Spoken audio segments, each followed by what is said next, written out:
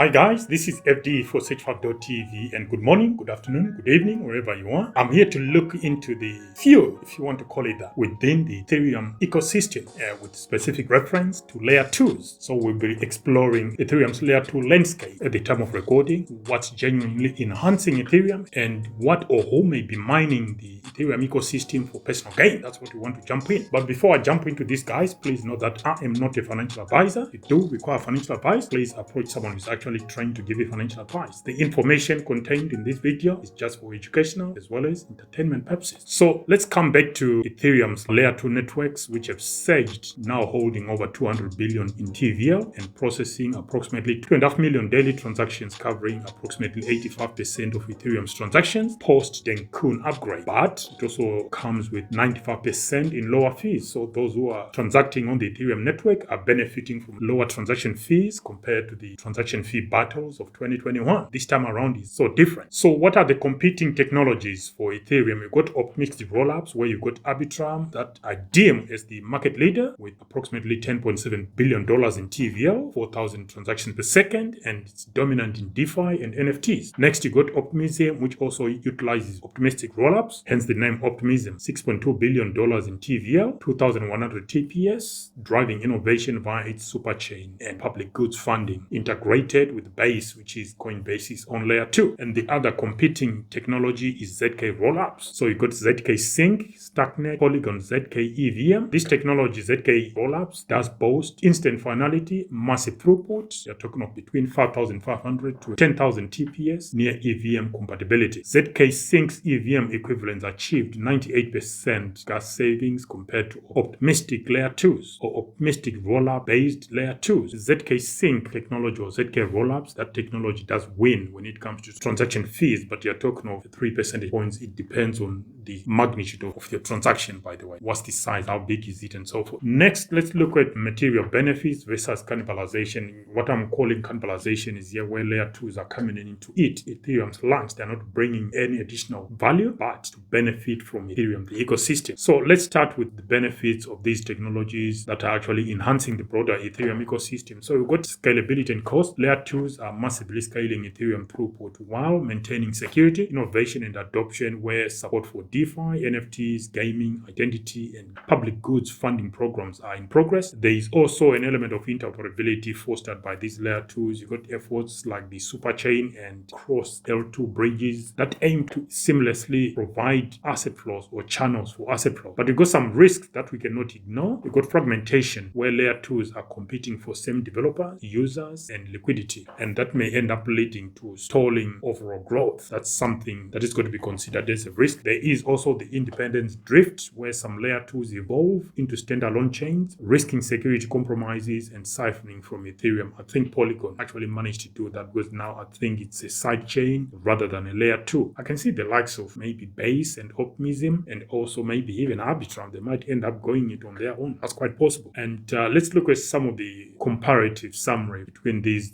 different types of layer 2s. So you got the optimistic rollup, where you got Optimism and Arbitrum. The pros include deepest DeFi, NFT presence, public goods support. When it comes to cons or disadvantages, you got withdrawal delays, slower finality. And as for ZK rollups, which include ZK Sync, Starknet, Polygon, ZK EVM, pros include instant finality, high throughput, EVM compatibility. But on the other side of that coin, you got complex technologies, bridge is still maturing, so it's not reliable within reason, of course. And the third option that we had not included, you got upchains of the Validium. Here you're talking of ultra high TPS gaming focus, and the cons include lower security, drifting trust assumptions, and so forth. So that is a summary of these two technologies, or three now with Validiums. Moving on to the next section then, where we are looking at whether these layer 2s are cannibalizing Ethereum or powering its growth. I mean, if we look at the net positives, you got L2s substantially enhancing Ethereum scalability, utility, and user experience. But there are always some warning signs behind the scenes. Without strategic coordination and interoperability, the ecosystem, including the layer 2s, could fragment, leading to duplicated effort and diminished network effects. Exactly the cannibalization warned about by Polygon's CEO. Misaligned incentives that may also convert L2s into siloed competitors. I think we can also say that quite openly, that some of these layer 2s are actually eating and running away with Ethereum's lunch, just to coin a phrase. So my final thoughts on this, guys, is that Ethereum's layer 2s are like a pack of ambitious siblings. Some uplift the family's legacy by expanding its reach, got the likes of ZK rollups and of Mystic Giants, while others risk breaking away, chasing their own fame at the expense of the household. In total, we're talking about the Ethereum ecosystem itself. The real winners will be those who push Ethereum forward, high throughput, secure interoperability, all while remembering where they came from. Otherwise, expect a family feud where everyone is competing with each other